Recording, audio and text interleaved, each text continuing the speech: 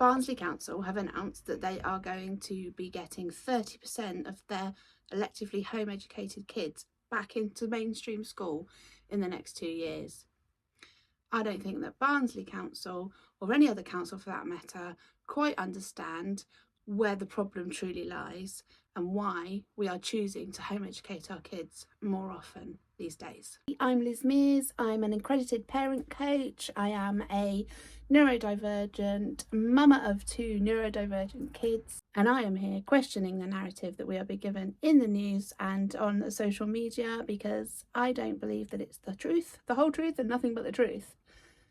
Because the truth is quite often in the grey areas in between. That's what I'm here to find. I hope you'll join me. Hit subscribe. Let's get into the video. When do you think they're going to understand this?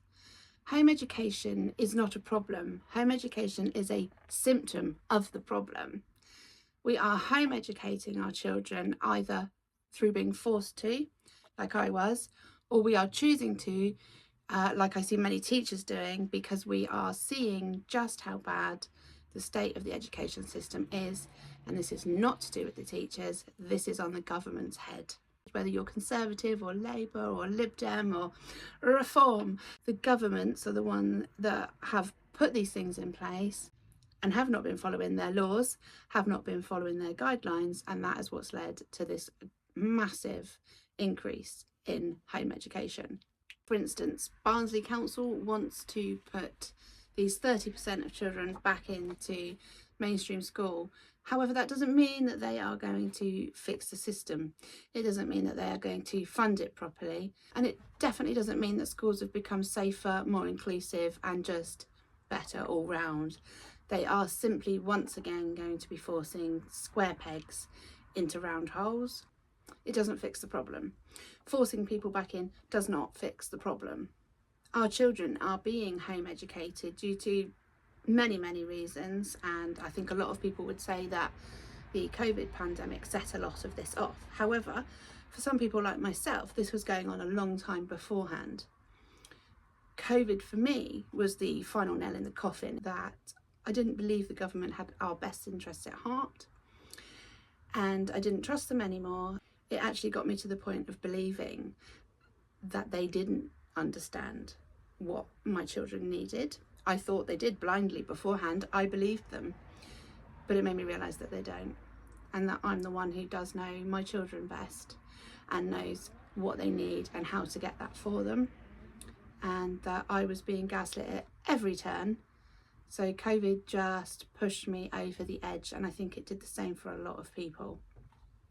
Children are being home educated because of severe anxiety, because of unmet SEND needs, because of mental health problems, because of bullying. Bullying is an age-old concern, and it still happens, and I dare say it's even worse now because our children have social media, and even if you don't let your children onto social media, things still happen about your child on social media by other kids. There's no way of getting out of it. So not only are they bullied at school, they can't go home and shut the door and be left alone. It doesn't work like that anymore, and schools and the government have not responded to that in a way that has been appropriate. And that's another reason that people are choosing to home educate their children, to safeguard them. Now, safeguarding matters, of course it does. I'm 100% for that. I have abided by everything that has been asked of me from my LA with reports and such as needed, and of course I take my kids to doctors and opticians, and we take them out into the wild world to meet people so that they are safeguarded in a variety of ways actually.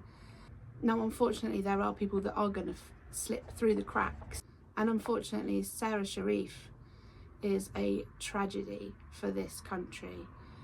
But it wasn't just because of home education that she was let down.